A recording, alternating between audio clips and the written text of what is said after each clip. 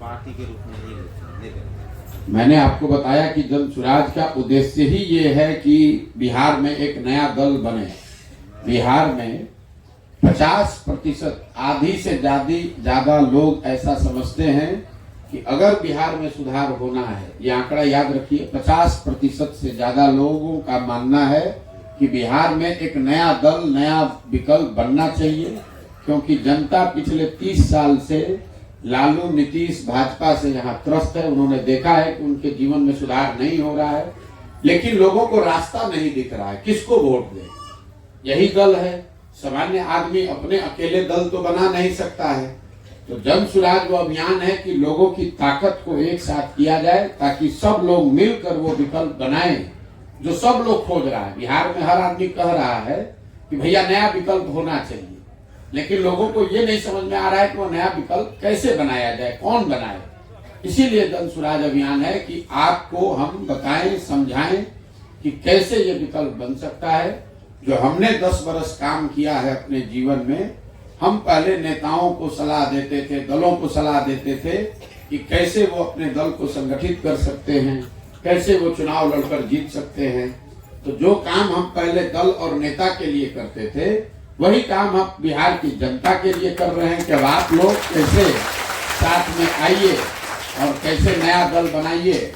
हमारे सलाह से नेता जीते, नेता के बच्चे जीत गए। अब मेरी सलाह से मेरा अपना मानना है कि बिहार की जनता जीतेगी, उनके बच्चे जीतेंगे, उनका जीवन सुधरेगा।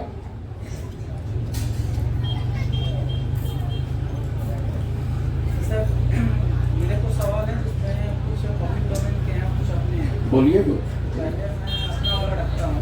जैसे शैक्षणिक प्रगतिशीलता है बिहार में, जो शैक्षणिक प्रगतिशीलता है, इसको लेके तो आपने एक परिकल्पना कर रखी है। अगर मैं जनता की तरफ से इस तरह ऐसा है, जैसे गवर्नमेंट एजुकेशन होता है और कॉन्वेंट एजुकेशन होता है, कॉन्वेंट को दरकिनार करके गवर्नमेंट एजुकेशन किस तरह की प्रगतिशीलता है? सरकार, पहले आपका सवाल है कि बिहार में जो शिक्षा की व्यवस्था है वो इतनी खराब है, उसको सुधारा कैसे जाएगा। पहले आप ये समझिए कि बिहार की शिक्षा व्यवस्था खराब है क्यों। बिहार की शिक्षा व्यवस्था इसलिए नहीं खराब है कि यहाँ शिक्षक पढ़ा नहीं रहे हैं। ये लोगों का ऐसा लगता है, लोगों को कि यहाँ शिक्षकों की गुणवत्ता अच्छी नहीं है, इसलिए पढ़ाई नहीं हो रही है। कुछ लोग ये बताते हैं कि भैया स्कूल में यहाँ खाली खिचड़ी बट रहा है, पढ़ाई नहीं हो रहा है। इसमें भी सच्चाई नहीं है। अगर खिचड़ी बटने से पढ़ाई नहीं होता तो बिहार के कॉलेज में तो खिचड़ी नहीं बट रहा है, वहां पढ़ाई क्यों नहीं हो रहा है। अगर शिक्षकों की गुणवत्ता की वजह से पढ़ाई नहीं हो रही होती तो दरभंगा के सीएम साइंस कॉलेज में तो नियोजित शिक्षक नहीं पढ़ाता है, वहां क्यों नहीं पढ़ाई हो रही है। अगर बिहार में शिक्षा व्यवस्था की बदहाली को आपको समझना है तो उसका कारण ये है कि समाज और सत्ता में बैठे लोग, समाज और सरकार दोनों की प्राथमिकता में शिक्षा है ही नहीं। लोग भी अपने बच्चों को विद्यालय में खिचड़ी खाने के लिए ही भेज रहे हैं। आप अपने बच्चे का नामांकन किसी कॉलेज में पढ़ाई के लिए नहीं करते हैं, डिग्री के लिए करते हैं कि बीए का डिग्री मिल जाए, एमए का डिग्री मिल जाए। बिहार की शिक्षा व्यवस्था एक पंक्ति में स्कूलों से खिचड़ी बांटने की व्यवस्था है और कॉलेज से खिचड़ी बांटने की व्यवस्था है। पढ़ाई दोनों में कहीं नहीं हो रहा है। स्वाभाविक तौर पर जब यहाँ बच्चे पढ़ेंगे ही नहीं तो वो डॉक्टर, इंजीनियर, कलेक्टर तो बन नहीं सकते हैं, उनको मजदूर ही बनना पड़ेगा। इसीलिए बिहार में आपको दिखता है कि जो ज्यादातर लोग तो पढ़े लिखे नहीं है, स्कूल में कुछ क्लास पढ़ा और जाकर मजदूरी कर रहा है। लेकिन जिनके पास डिग्री है उनके पास भी पढ़ने का उनके पास भी नौकरी रोजगार नहीं है, क्योंकि उन्होंने शिक्षा नहीं हासिल की, उन्होंने डिग्री हासिल की है। बिहार में समता मूलक शिक्षा नीति बनाने के नाम पर जो व्यवस्था बनाई गई है, इसमें हर गांव में स्कूल के नाम पर भवन बना दिए गए, लेकिन जहां विद्यालय का भवन है वहां पढ़ाने वाला शिक्षक ही नहीं है। जहां शिक्षक पढ़ाने वाला है वहां विद्यालय का भवन नहीं है। जहां दोनों है वहां बच्चे नहीं है, और जहां तीनों है वहां पढ़ाई नहीं है। तो जब तक बिहार में इस व्यवस्था से बाहर निकलकर एक नई शिक्षा प्रणाली नहीं बनाई जाएगी, लोगों को ये नहीं समझाया जाएगा कि आपका जीवन तभी सुधरेगा जब आपके बच्चे पढ़ेंगे। नाली गली बनने से आपकी गरीबी दूर नहीं हो सकती है। 5 किलो अनाज लेने से आपका भविष्य नहीं सुधर सकता है। आपका भविष्य तब सुधरेगा जब आपके बच्चे पढ़ेंगे। जब कोई पढ़ेगा, उसको नौकरी मिलेगा, तभी उसके परिवार का भला होगा। तो लोगों के दिमाग में जब ये बात आएगी, लोग पढ़ाई के लिए अपने नेताओं से, सरकार से मांग करेंगे, पढ़ाई के लिए वोट करेंगे, तब उससे एक बेहतर शिक्षा बनेगी। जो भी सरकार में रहे, कोई भी दल रहे, लेकिन उसको ये चिंता होनी चाहिए कि अगर स्कूल, पढ़ाई, विद्यालय में नहीं होगा तो लोग हमको वोट नहीं करेंगे। अभी सरकार में बैठे हुए लोगों को ये डर ही नहीं है कि अगर यहाँ पढ़ाई नहीं होगी तो हमको वोट नहीं देगा। उसको मालूम है कि जिस गांव में विद्यालय नहीं है, पढ़ाई नहीं हो रहा है, वहां पर भी कल जब वोट होगा तो लोग जात के नाम पर हम ही को वोट दे देंगे। जिनके बच्चे बिना पढ़े लिखे अनपढ़ हो गए, वो लोग भी जाकर जात के नाम पर, हिंदू मुसलमान, मंदिर मस्जिद के नाम पर, 5 किलो अनाज के नाम पर वोट जाकर दे रहे हैं। इसीलिए बदहाली है। सर, इसमें ये भी है कि जैसे जब शैक्षणिक प्रगति की बात हुई तो निश्चित है कि ये जो प्रगति, अरे माइक में बोलो ना यार। हेलो, ये भी निश्चित है सर कि जैसे शैक्षणिक प्रगति चलेगी तो पलायनवाद रुकेगा और आर्थिक आत्मनिर्भरता के बाद तभी जो है वो संभव हो सकती है। ठीक है, अब इसमें एक सर सड़क भी आ जाती है, जिसको लेके था काफी दिनों से था प्रश्न और कई मंचों से रखा था कि यहाँ जितने एसएच हैं सब में वन वे है नहीं। उसके कारण जो है आने जाने क्रॉसिंग में भी काफी दिक्कत रहती है। ये सवाल उठाया जाता है तो इसको मटिया मीट कर दिया जाता है। अरे भाई देखो, ऐसा है, आप पत्रकारिता करते हैं, हम 12 जिले से पैदल चल के आ रहे हैं। 12 जिलों में शिवहर जिला ऐसा है जहां मुझे सड़क सबसे ज्यादा खराब देखी। दूसरे नंबर पर आपका दरभंगा जिला है। अभी तक हम जहां गए हैं, कहीं पर भी एक भी जगह सड़क हमको गांव में नहीं दिखा। आप 1 वे 2 वे का बात कर रहे हैं। अभी हम 2 दिन पहले जिस प्रखंड से निकले हैं, हाया घाट में, लोग बता रहे हैं कि यहाँ पर ठेकेदार आया, सड़क बनाना शुरू हुआ, विधायक जी ने उससे 40% घूस मांगा, ठेकेदार छोड़कर भाग गया। और लोग ऐसे मिट्टी पर घूम रहे हैं। बिहार, दरभंगा की मैं बात कर रहा हूं, अभी तक जितने प्रखंडों में हम गए हैं, जो सड़क की बदहाली मुझे दरभंगा में दिखी है, ये दूसरे किसी जिले से ज्यादा खराब है। शिवहर में इससे भी ज्यादा खराब है, लेकिन बगल में मुजफ्फरपुर है, मधुबनी है, वहां भी सड़क की स्थिति खराब है। लेकिन दरभंगा से ज्यादा सड़क खराब अभी तक हमको 15 महीना में कहीं नहीं दिखा है।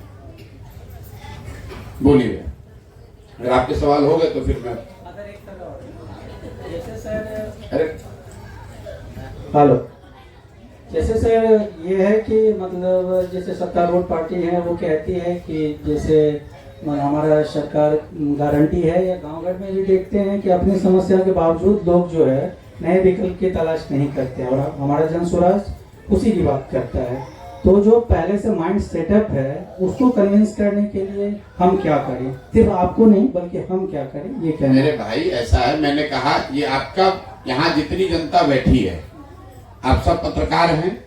अभी हम बात करेंगे, इसमें से 100% लोग कहेंगे कि बिहार में नया विकल्प होना चाहिए।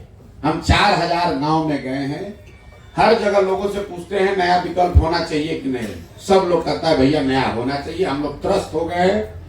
अब जो गरीब आदमी है, लाचार है, गांव में रहता है, उसके पास साधन तो है नहीं, कैसे राजनीति करेगा? उसको समझ है नहीं कैसे दल बनाया जाएगा। तो जन स्वराज वो विकल्प है, जन स्वराज वो प्लेटफॉर्म है जिस पर आप अगर जुड़िएगा तो आपको प्रशिक्षण, आपको संसाधन, आपको व्यवस्था वो दी जाएगी ताकि आप राजनीति में आइए और सब लोग मिलकर नया दल बनाइए।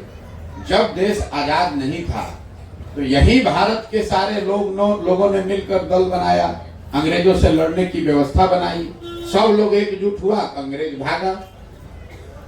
आज से 100 वर्ष पहले तो देश में ज्यादा गरीबी थी, ज्यादा लोग कम पढ़े लिखे थे, ज्यादा लोग अनपढ़ थे, लेकिन उसी गरीब अनपढ़ भारत के लोगों ने एक साथ मिलकर अंग्रेजों को भगाया कि नहीं भगाया? ये लोगों में, समाज में ताकत है। जरूरत इस बात की है कि कोई उनको रास्ता दिखाए ताकि सब लोग उस पर चले। कौन यहाँ बैठा हुआ आदमी है जो नहीं चाहता है कि उसके बच्चे को अच्छी पढ़ाई की सुविधा हो? कौन नहीं चाहेगा कि उसके बच्चे को भरपेट बढ़िया भोजन मिले? कौन नहीं चाहेगा कि उसके बच्चे को रोजगार के लिए यहाँ घर परिवार छोड़कर न जाना पड़े? अब उसके पास कोई रास्ता नहीं है तो मजबूरी में किसी दल को वोट दे रहा है। जिस दिन लोगों को नया रास्ता विकल्प दिख जाएगा, लोग अपने आप उसको वोट देंगे। यहाँ हमको लोग कहता है कि भैया जात पर वोट पड़ता है। आप ये बताइए, यहाँ जितने लोग बैठे हैं अलग अलग जातियों के होंगे। यहाँ पर एक जगह सोना रख दीजिए, एक जगह पीतल रख दीजिए, और लोगों को बताइए कि इसमें से कौन सा आपको चाहिए, तो लोग क्या कहेंगे? किसी जाति का है वो यही कहेगा कि हमको सोना चाहिए। आपको हमको उस विकल्प को सोना बनकर समाज के सामने आना पड़ेगा। अब दोनों चोर है तो चोर में जिसको एगो अपना जात वाला चोर है उसी को लोग चुन लेता है। गलती जनता की नहीं है भाई। दोनों नेता जो खड़ा है दोनों चोरे दिख रहा है, तो पब्लिक कहती है चलिए दोनों तो चोरे है तो अपना जाते वाले चोर को दे देते हैं। लेकिन अगर उसमें कोई ईमानदार दिखेगा, अगर दोनों में कोई एक ईमानदार दिखेगा, तो जनता इतनी बेवकूफ नहीं है। अगर कोई ईमानदार दिखेगा तो जनता उसको वोट देगी। नरेंद्र मोदी को वोट लोगों ने दिया है ना बिहार में? नरेंद्र मोदी के जाति के कितने लोग बिहार में रहते हैं? एक भी नहीं। लेकिन लोगों ने ऐसा समझा कि मोदी जी को वोट देंगे तो हमारा विकास होगा, तो लोगों ने जाति धर्म से ऊपर उठकर वोट दिया उनको। अब उन्होंने काम नहीं किया वो अलग बात है, लेकिन लोग तो जाति से ऊपर उठकर वोट दिए ही है ना भाई। यहाँ जितने लोग बैठे हैं, मान लीजिए इसमें 100 आदमी अगर है, 100 में 40-50 आदमी तो मोदी जी को वोट दिया होगा, भाजपा को। वो 40-50 आदमी मोदी जी के जाति का तो नहीं है। सिर्फ जाति की बात नहीं है। मैंने क्या बताया, जब दोनों लोग चोर दिखते हैं, दोनों गलत दिख रहे हैं, दोनों एक तरह के दिखते हैं, तब आदमी ये कहता है चलिए दोनों तो एक जैसा है, अपना जात वाले को दो कम से कम। अगर एक आदमी अच्छा दिखेगा तो बिहार की जनता में वो समझ है, वो ताकत है, लोग आगे बढ़ेंगे, उसका सही चुनाव करेंगे। हर आदमी परेशान है। हम अभी 15 महीना से पैदल चल रहे हैं, तो कितना लोग कह रहा है भैया अपना घर परिवार छोड़कर ही 15 महीना से पैदल चल रहे हैं। लेकिन यहाँ पर बैठे हुए जितने लोग हैं, इनके परिवार के बच्चे तो 10-10, 15-15 बरिस से घर छोड़कर बाहर ही रह रहे हैं। कभी छठ में कोई शादी ब्याह घरे पड़ा तो 10 दिन 15 दिन के लिए आया। तो हमने 15 महीने से अपना घर छोड़ा है, तो आप हमको समझ रहे हैं कि हम बहुत महान आदमी हैं, साधु महात्मा हैं। आपका बच्चा 15-15 साल से बाहर रह रहा है। एक बार बच्चा यहाँ 20 वर्ष का हो गया, वो झोला लेकर चला गया मजदूरी करने। जब तक उसके शरीर में ताकत है उसको बाहर मजदूरी ही करना है। बीच में छठ में 10 दिन 15 दिन घर 1 महीना के लिए आया, बाकी पूरे जीवन उसको बाहर ही रहना है। देखिए आज जितने लोग बैठे हैं, महिलाएं बैठी हैं, ज्यादातर बुजुर्ग साथी बैठे हैं, और छोटे छोटे बच्चे खेल रहे हैं। जवान लड़कों की संख्या इसमें बहुत कम है। और यही नहीं, 4,000 गांव में मैंने ये देखा। जवान लड़के कहाँ हैं? नवयुवक सब मजदूरी करने रोजगार के लिए बाहर चला गया। तो इनको भी तो अपने परिवार के साथ रहने का सुख नहीं है। आपका बेटा भी, आप बीमार पड़ गए, आपका बेटा भी तो आपके साथ नहीं रह रहा है। आपकी शादी हुई, आप भी तो अपने पति के साथ नहीं रहते हैं। आपको भी तो अपने बच्चों के साथ रहने का अवसर नहीं है। ये बहुत बड़ा त्रासदी है बिहार में। यहाँ परिवार कोई ऐसा बचा ही नहीं है, इक्का दुक्का परिवार को छोड़ दीजिए, तो ऐसा परिवार बचा ही नहीं है जिसमें पति पत्नी बाल बच्चे माँ बाप एक साथ रहते हैं।